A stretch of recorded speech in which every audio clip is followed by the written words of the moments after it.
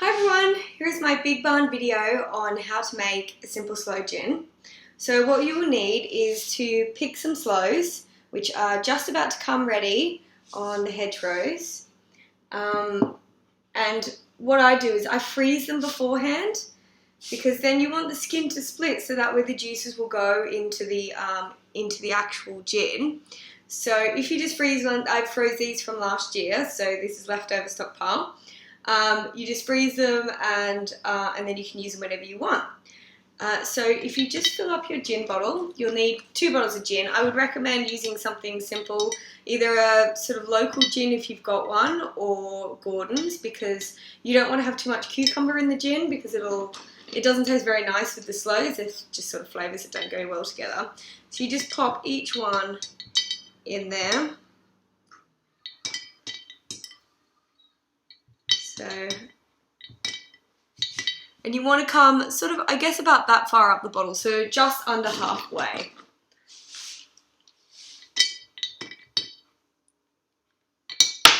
Oops.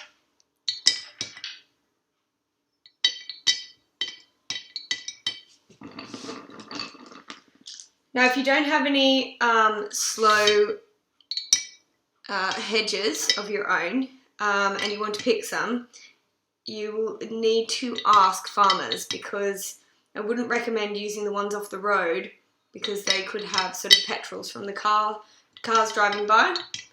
So just keep filling that up.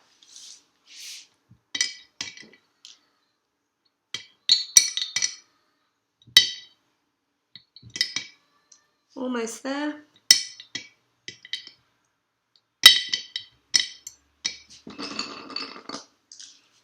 So you will want to leave this for about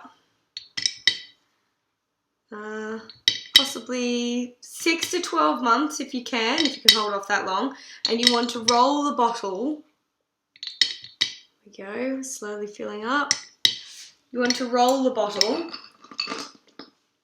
sort of at the very beginning as often as you can, so that way the sugar will blend in with the gin a bit more.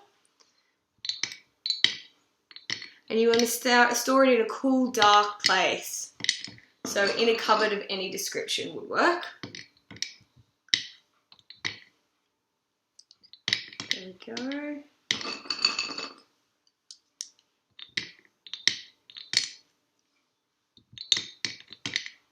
Just a few more, another handful. So you want to roll it sort of every week for about a month or 2 months. And then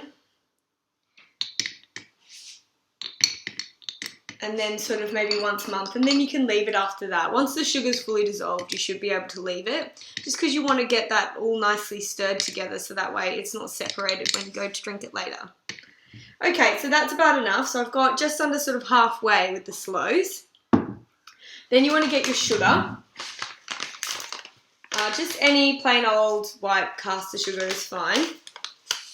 And you don't want to do too much sugar. So the way I like to measure it, which is a little bit probably rough,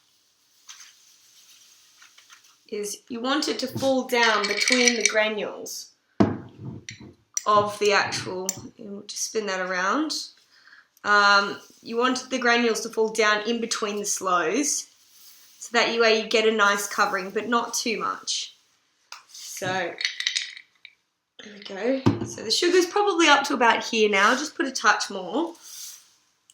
I quite like my sloe gin a little bit sweeter.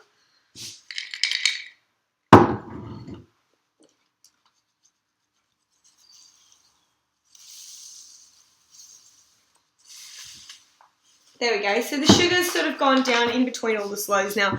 And so you can see that there's quite a lot of white in amongst all of the sloes, with just, a few of the sloes sort of just lightly covered. Then you just get a filter and you pour your gin on top.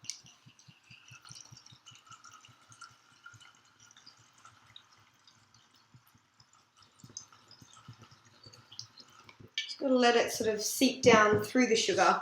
So don't be too hasty with it, because it might take a little while.